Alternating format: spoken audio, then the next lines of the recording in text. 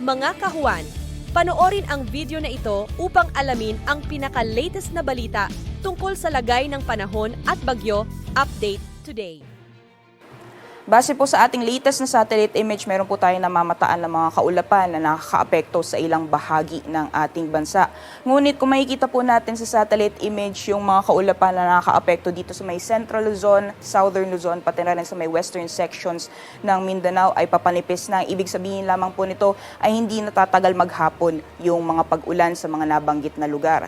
Meanwhile, kung makikita din po natin, meron po tayong frontal system na nakakaapekto sa may extreme northern Luzon area. So, posible po itong magdala ng mga kalat-kalat mga pag-ulan dyan sa may Batanes and Cagayan, particularly yung northeastern portion ng Cagayan area. Sa ngayon po, easterlies pa rin yung patuloy na nakakaapekto sa malaking bahagi ng ating bansa. Kaya asahan pa rin po natin magpapatuloy yung mainit na panahon sa malaking bahagi ng ating kapuluan at mataas lamang po yung mga tsansa na makakaranas tayo ng mga isolated thunderstorms lalong-lalo na sa hapon o sa gabi.